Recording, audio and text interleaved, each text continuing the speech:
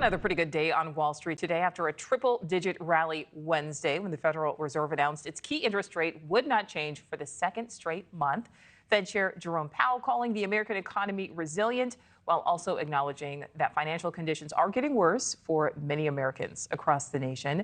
And these numbers don't lie. The latest consumer confidence survey finds most Americans have a dim outlook on our economy, with 2/3 still saying a recession is likely to hit the U.S. and a myriad of issues contributing to the nation's declining consumer confidence.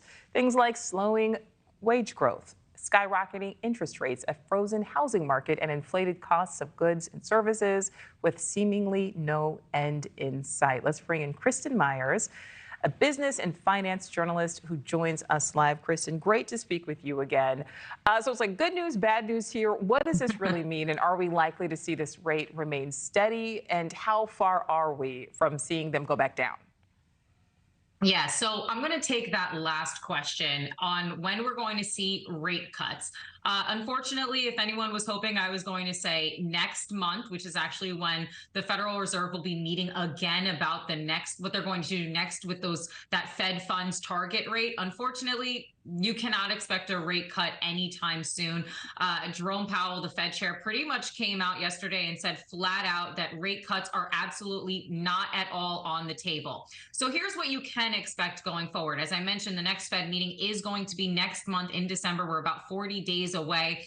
Right now, investors are largely expecting, roughly 80% of them, that they're going to be keeping that rate steady. So right now, a pause on those rate hikes. However, the Fed chair has mentioned that unfortunately inflation is still persistent. We still need to see economic growth start to slow. We still need to see the labor market start to slow down a little bit more, which means that they are leaving rate hikes still on the table. Now, it might not come in the next meeting, but it might come in 2024. You know, and Kristin, a lot of us do not have a good outlook, on just the state of the economy as a whole. We saw those numbers. 2/3 of Americans think there will be a recession within the next 12 months. Is that likely to happen?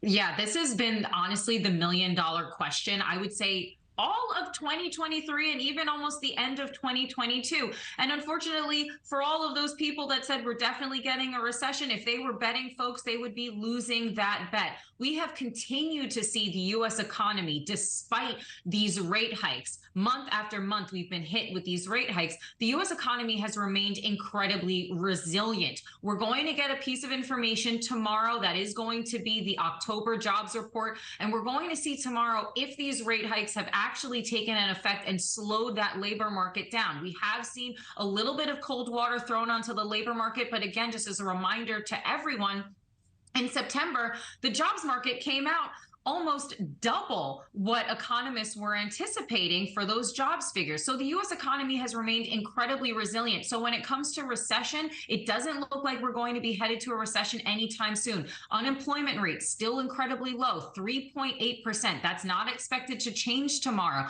So with as many Americans as we have continuing to be employed, wage growth is slowing, but we are still seeing wage growth and consumers still going out and spending. It doesn't look like a recession is really on the cards anytime soon. Now, that could change in 2024. That definitely remains to be seen. All right, well, we'll take the good news where we can. My last question for you, Kristin. You mentioned spending there. What does all of this mean? Holding these rates steady ahead of the holiday season, ahead of holiday spending.